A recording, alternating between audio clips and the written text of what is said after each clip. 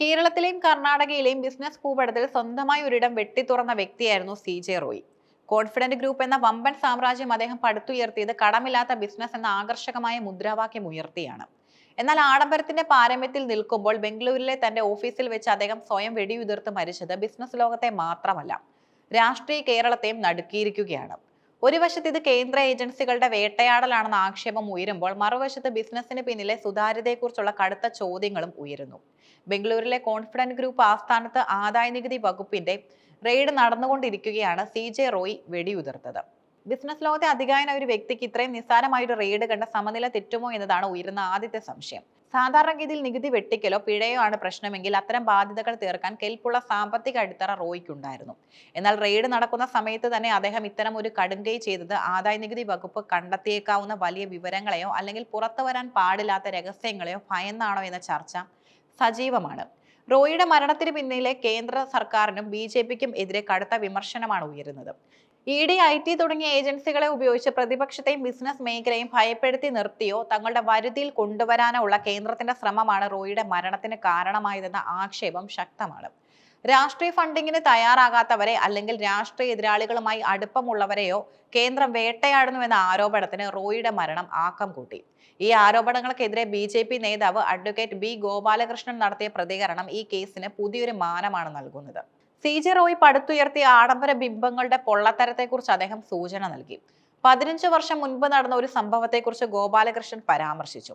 ഒരു പ്രമുഖ റിയാലിറ്റി ഷോയിലെ പാവപ്പെട്ട കലാകാരനായ ജേതാവിന് 1 കോടി രൂപയുടെ ഫ്ളാറ്റ് സമ്മാനമായി നൽകുമെന്ന് റോയ് പ്രഖ്യാപിച്ചിരുന്നു. എന്നാൽ ആ ഫ്ളാറ്റിന് യഥാർത്ഥത്തിൽ 20 ലക്ഷം രൂപയുടെ മൂല്യം പോലും ഇല്ലായിരുന്നുവെന്നും അത് തന്റെ പേരിലാക്കാൻ വൻതുക സ്റ്റാമ്പ് ഡ്യൂട്ടി അയക്കേണ്ടി വന്നതിനാൽ ആ പാവപ്പെട്ട കലാകാരന് അത് ഉപേക്ഷിക്കേണ്ടി വന്നുവെന്നും അദ്ദേഹം ആരോപിച്ചു. ചാരിറ്റിയുടെയും പ്രശസ്തിയുടെയും മറവിൽ നടന്ന ബിസിനസ് തന്ത്രങ്ങളെയാണ് ഇവിടെ അദ്ദേഹം ചോദ്യം ചെയ്യുന്നത്. രാജ്യത്തെ നിയമം അനുസരിച്ച് ബിസിനസ് നടത്തുന്ന ആർക്കും ആദായനികുതി വകുപ്പിനെ ഭയപ്പെടേണ്ടതില്ലെന്ന് അദ്ദേഹം ഓർമ്മിപ്പിച്ചു.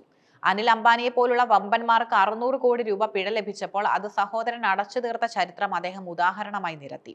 നിയമം എല്ലാവർക്കും തുല്യമാണെന്നും മടിയിൽ കനമില്ലാത്തവർക്ക് ആരെയും പേടിക്കേണ്ടതില്ലെന്നും അദ്ദേഹം തറപ്പിച്ചു പറഞ്ഞു. CJ റോയിയുടെ ബിസിനസ് മോഡൽ തന്നെയായിരുന്നു അദ്ദേഹത്തിന്റെ ഏറ്റവും വലിയ പരസ്യം. ബാങ്ക് ലോണുകൾ ഇല്ലാതെ എങ്ങനെയാണ് കോടികളുടെ പ്രൊജക്ടുകൾ നടപ്പിലാക്കുന്നതെന്ന് മാനേജ്മെന്റ് വിദഗ്ധർ പലപ്പോഴും അത്ഭുതപ്പെട്ടിട്ടുണ്ട്.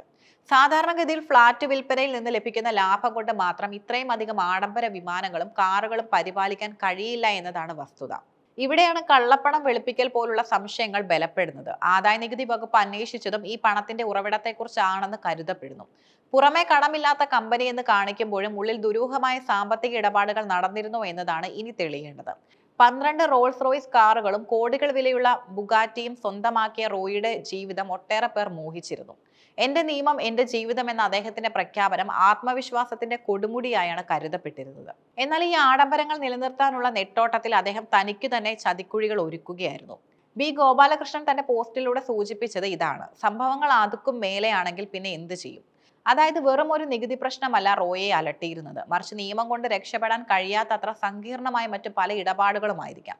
B ഗോപാലകൃഷ്ണന്റെ പ്രതികരണത്തിലെ അവസാന ഭാഗം രാഷ്ട്രീയമായി വളരെ പ്രധാനപ്പെട്ടതാണ്. അന്വേഷണ ഏജൻസികൾ തങ്ങളുടെ കടമ നിർവഹിക്കുമ്പോൾ അതിനെ രാഷ്ട്രീയമായി വ്യാഖ്യാനിച്ച് രാജ്യത്തെ നിയമവ്യവസ്ഥയെ അധിക്ഷേപിക്കുന്നത് ശരിയല്ലെന്ന് അദ്ദേഹം പറയുന്നു. BJPയുടെ പ്രധാനമന്ത്രിയോടെ ഉള്ള വിരോധം രാജ്യത്തെ അന്വേഷണ ഏജൻസികളെ തകർക്കാൻ ഉപയോഗിക്കരുതെന്ന അദ്ദേഹത്തിന്റെ വാക്കുകൾ സോഷ്യൽ മീഡിയയിൽ സർക്കാരിനെതിരെ പ്രതികരിക്കുന്നവർക്കുള്ള ശക്തമായ മറുപടിയാണ്. CJ റോയിയുടെ മരണം ഒരു വ്യക്തിയുടെ മാത്രം വിയോഗമല്ല, മറിച്ച് ബിസിനസ് ലോകത്തെ അമിത മോഹങ്ങളുടെയും നിഗൂഢതകളുടെയും ഒരു വലിയ കഥാപ്രസംഗമാണ്. നിയമം അതിന്റെ വഴിക്ക് പോകുമ്പോൾ ബിസിനസ് ലോകത്തെ സുതാര്യത എത്രത്തോളം പ്രധാനമാണെന്ന് ഈ സംഭവം നമ്മെ ഓർമ്മിപ്പിക്കുന്നു. റോയ് ശരിക്കും ഒരു വേട്ടയാടലിന് ഇരയായതാണോ അതോ തന്റെ തന്നെ പാളിച്ചകളുടെ ഇരയാണോ എന്ന് പോലീസ് അന്വേഷണവും ആദായനികുതി വകുപ്പിന്റെ കണ്ടെത്തലുകളും വ്യക്തമാക്കും. അതുവരെ ഒരു വശത്ത് ആഡംബരത്തിന്റെ സ്മരണകളും മറുവശത്ത് തീരാത്ത ദുരൂഹതകളുമായി CJ റോയ് എന്ന പേര് കേരളത്തിന്റെ ചർച്ചകളിൽ നിറഞ്ഞു നിൽക്കും.